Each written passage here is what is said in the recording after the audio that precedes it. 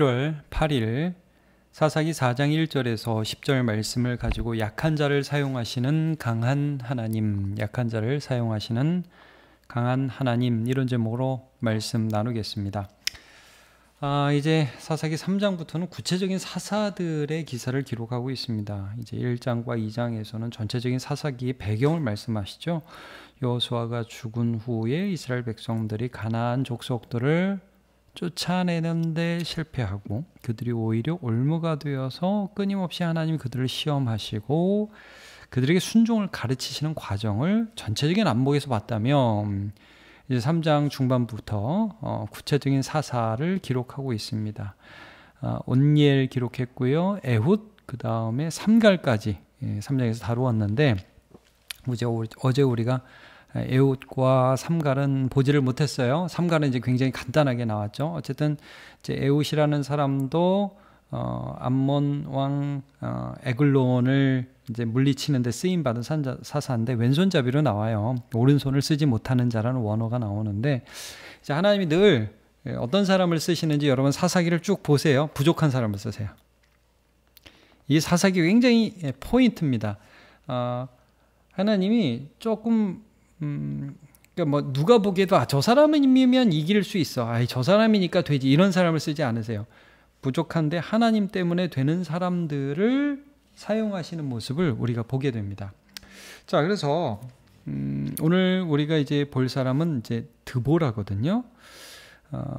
드보라를 통해서, 드보라도 이제 여자 사사, 유일한 사사기에 나오는 여자 사사인데 이 사람을 통해서 결국 하나님이 하시는 일들을 보여주시는 거예요. 자, 좀 보도록 하겠습니다. 맨 먼저 1절, 에훗이 죽으면 이스라엘 자손이 또 여호와의 목전에 악을 행한다.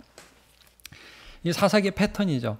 이전 사사가 죽으면 그때부터 사람들이 하나님을 잊어버려요. 그래서 이방신을 섬기기 시작합니다. 자, 여호수아가 죽음에 이렇게 시작하잖아요. 사사기 자체가 온니엘이 죽으니까 또 이제 막 죄를 범하고 또 에훗이 죽음에 이제 오늘 이렇게 시작하는 거예요. 그러니까 여러분 하나님이 하나님을 드러내실 때 사용하시는 사람들이 있어요. 이게 사사였어요.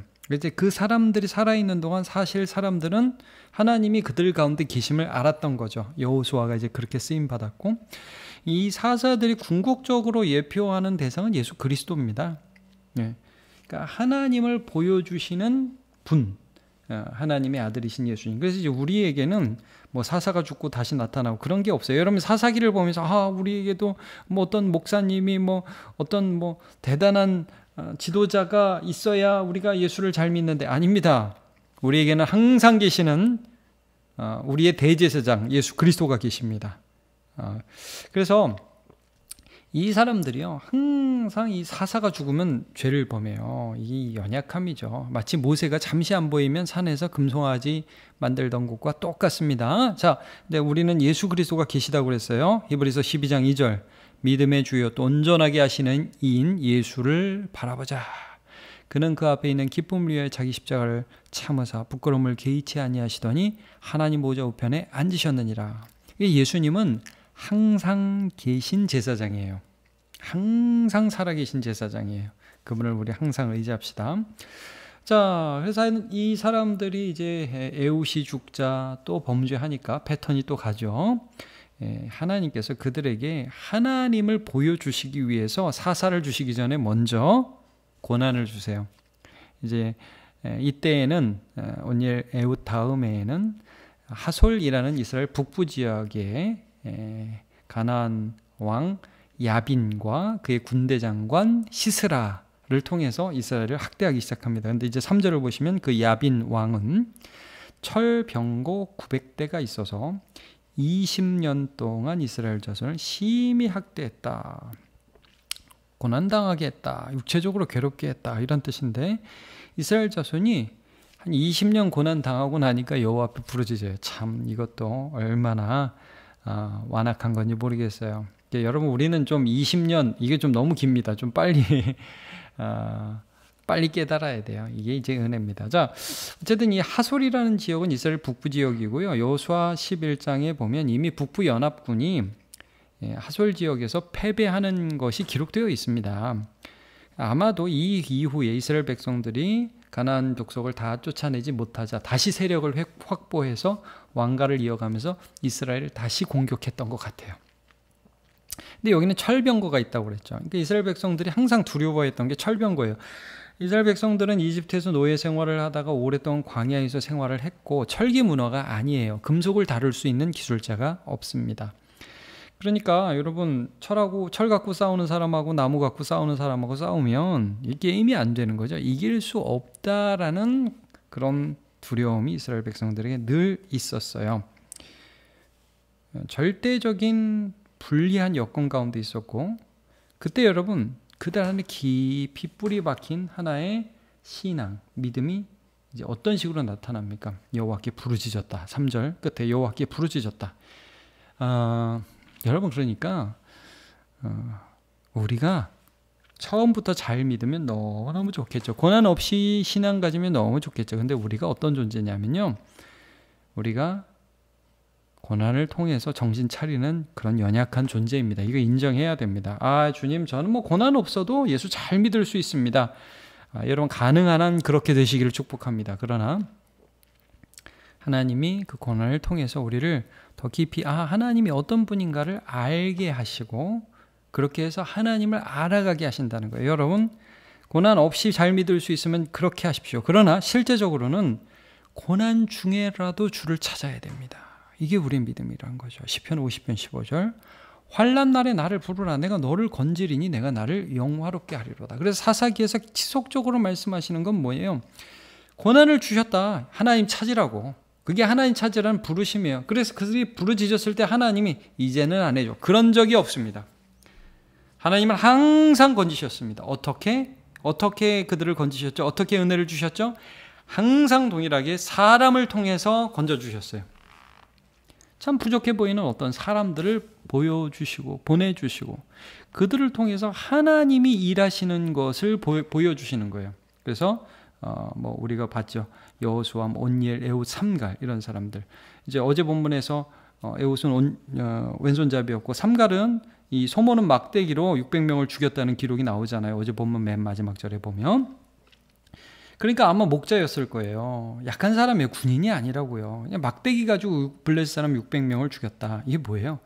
하나님의 능력에 붙잡힌 사람이라 이거죠. 그러니까 그들은 늘 하나님 아니면 안 되는 사람이었고 그들의 연약함에도 불구하고 역사하시는 그 하나님이 드러나신 거예요. 이제 오늘 본문의 드보라 이제 설교 소도에 말씀드렸지만 여자 사사예요. 이 당시에 이 남자들이 얼마나 좀 약해 보이고 연약해 보이고 부족해 보였는지 우리가 사실 그 다음 절을 보면 알 수 있습니다. 이 드보라가요 사사의 역할을 수행하면서 이제 여기 보면 종려나무 성읍이라고 되어 있는데 거기에서 종려나무 아래 거주하였고 이스라엘 자손에게 나가 재판을 받더라는 5절 말씀인데 아마 여기가 여리고였을 거예요. 근데 이제 누구를 부르느냐 하면 하나님의 명을 받아서 바락이라는 사람을 부릅니다. 6절에 나오죠. 그래서 아히노암의 아들 바락을 납달리 게데스에서 불러다가 이제 하솔이란 지역 자체가 북쪽이에요. 그래서 그 북쪽의 한 장수인 바락을 불러다가 야 하나님 명령했어 싸워 납달리 자손과 스불란 자손 10,000명을 거느리고 다볼산으로 가. 그러면 7절 내가 야빈의 군대장관 시스라와 그의 병거들과 그의 무리를 기손강으로 이끌어 내게 이르게 하고 그를 내 손에 넘겨주리라 라는 약속을 주십니다. 근데 이제 사실 이 약속 자체가 굉장히 부담스러운 약속이기는 해요. 왜냐하면 이제 산으로 가서 이제 기손강으로 이끌어와라. 근데 이 기손강이 이제 뭐 우기 때는 물이 많지만 건기 때는 이제 물이 별로 없었다고 하고 좀 이제 저지대였기 때문에 말하자면 철병거를 소유한 군대가 이기 유리한 곳이에요. 하나님이 그곳에 가서 싸우라는 거죠. 이 바락은 하나님이 이긴다고는 해주셨는데 철병거 900대 숨이 그냥 푹 막히는 거예요. 믿지를 못하는 거예요. 그래서 뭐라고 얘기를 하죠? 10절에 보면 바락이 스불론과 납달리를 게데스로 부르니 10,000명이 그를 따라오고 드보라도 그와 함께 올라가냐. 10절이 이제 가는데 9절에 이르되 내가 죄송합니다. 8절에 이렇게 말씀하죠. 바락이 드보라에게 이렇게 요구합니다. 당신이 나와 함께 가면 내가 가려니와 만일 당신이 함께 가지 아니하면 나도 가지 아니하겠노라. 드보라 사사님, 저 불안해요. 저 하나님은 약속해 주시고 이기게 하시겠다고 약속해 주셨는데 저 골짜기에서 전투하면서 이길 자신이 없네요. 그래도 당신이라도 가주시면 갈게요. 그러니까 하나님의 말씀을 온전히 믿지를 못하는 거예요. 그러니까 온전히 믿지 못해요. 믿기는 믿는데 불안한 거예요. 그래서 드보라에게 함께 가달라는 요구를 하죠. 그러니까 드보라가 뭐라고 대답을 합니까? 그래, 내가 가줄게. 9절. 내가 반드시 너와 함께 갈게. 근데 너 이번에 가는 길에서 너를 통해서는 하나님이 영광을 받지 않으신다. 왜냐하면 하나님께서 시스라를 여인의 손에 파실 것입니다. 철병국 900대를 지휘하는 그 시스라라는 장관을 여인의 손에 넘기실 것이다. 내일 본문에 나옵니다. 야엘이라는 한 여인이 시스라를 죽이는 역할을 하게 됩니다. 그러니까 여러분, 이 바락이 가기는 가지만 하나님은 온전히 믿지 못하는 그런 모습을 여기서 보게 되죠. 이제 그렇게 해서 10,000명이 따라간다. 이게 오늘 본문이 이렇게 끝나는데 하나님이 결국 이 사사 시대에 이스라엘 백성에게 보여주시기 원하는 게 여러분 뭡니까? 너희가 부족해. 너희가 연약해. 너희는 힘이 없어. 근데 나는 강해. 이거죠. 철병거라는 거를 일부러 900대를 남겨두시고 너희가 너희 힘으로 도저히 이길 수 없어. 그래, 너희는 안 돼. 근데 나는 돼. 이걸 보여주기를 원하시고 그걸 믿기를 원하시는데 지금 바락이 그걸 못 믿는 거예요. 그러니까 하나님이 지금 이 사사시대에 끊임없이 믿음을 요구하신다는 것을 알 수 있고 그 믿는 자를 통해서 얼마나 약하고 부족한 자인지 우리 모두 다 알지만, 나도 그걸 알지만 하나님이 그와 함께 하시면 그런 약한 자를 통해서도 하나님이 일하신다. 이걸 보여주시기를 원하는 거죠. 그래서 여러분 이제 마가복음 9장에 보면 이런 말씀이 있잖아요. 어떤 아버지가 귀신 들린 아들을 고쳐달라고 예수님께 데려왔는데 예수님이 안 계셔요. 우리가 이제 성경 본문을 보면 그때 예수님이 변화산에 제자 3명을 데리고 올라가신 그 시점이었거든요. 제자들이 못 고쳐요. 예수님이 내려왔어요. 난리가 났어요. 그래서 이제 그 아버지가 뭐라고 예수님께 요구를 하냐면 주님 좀 해달라고 그러니까 이 사람들 못 고치네요. 막 귀신이 이 아이를 불과 물에 자주 던졌는데 좀 할 수 있으면 좀 해주세요. 이렇게 얘기를 합니다. 예수님께. 예수님 호통을 치시죠. 지금 할 수 있거든 해달라고 했냐.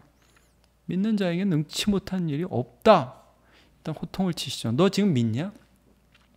이 예수님을 여러분 자세히 성경 말씀을 보세요. 예수님이 항상 요구하신 건 단 한 가지였습니다. 믿음. 하나님, 저는 너무너무 부족하고 저는 아무것도 아닙니다. 예. 저는 이방 여인입니다. 저는 이방 군인입니다. 저는 12의 혈류증 걸린 여인입니다. 아무것도 아닙니다. 그러나 저 같은 사람도 주님을 의지하면 주님은 하실 수 있습니다. 이 믿음을 요구하셨거든요. 그러니까 아이의 아버지가 이렇게 소리 지르죠. 그 아이의 아버지가 소리를 질러 내가 믿나이다. 나의 믿음 없는 것을 도와주소서. 이게 솔직한 거죠. 예.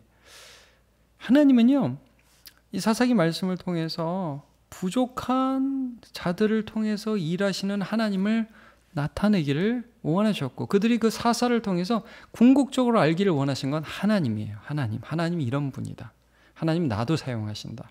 나는 하나님을 신뢰할 수 있다. 제가 고린도전서 1장 27절부터 29절을 읽어드리겠습니다. 그러나 하나님께서 세상에 미련한 것들을 택하사 지혜 있는 자들을 부끄럽게 하려 하시고 세상에 약한 것들을 택하사 강한 것들을 부끄럽게 하려 하시며 하나님께서는 세상에 천한 것들과 멸시받는 것들과 없는 것들을 택하사 있는 것들을 폐하려 하시나니 이는 아무 육체도 하나님 앞에서 자랑하지 못하게 하려 하심이라 말씀을 합니다. 여러분, 하나님은 약한 나를 통해서도 역사하실 수 있는 강한 능력의 원천이 되십니다. 믿음이란 나를 믿는 게 아닙니다. 믿음은 확률과 가능성 안에서 역사하지 않습니다. 하나님 안에서 역사합니다. 오늘 우리가 이제 믿음으로 살아가야 되겠습니다. 사사기의 그 수많은 시대 동안에 하나님을 잊어버린 백성과 같이 살지 않고 우리 믿음의 주, 우리 영원한 우리의 재판관, 우리의 대제사장 예수를 보면서 강하신 하나님 늘 경험하는 저와 여러분 되시길 축복합니다. 기도하겠습니다. 하나님, 수많은 사사들이 너무나 약했습니다. 드보라도 약한 여인이었습니다. 그러나 하나님은 그를 통해서 역사하실 수 있으셨습니다. 그것을 나타내고자 하셨습니다. 오늘 본문을 통해서 하나님 바락이 믿지 못하였을 때 또 다른 여인을 통해서 하나님의 역사를 나타내실 것을 말씀하고 계십니다. 하나님, 우리는 약합니다. 인정합니다. 미천합니다. 부족합니다. 힘이 없습니다. 그러나 우리가 믿는 하나님은 강하십니다. 하나님, 우리를 통해서 역사하실 수 있는 것을 매 순간 인정하며 경험할 수 있도록 도와주옵소서. 예수님의 이름으로 기도합니다. 아멘.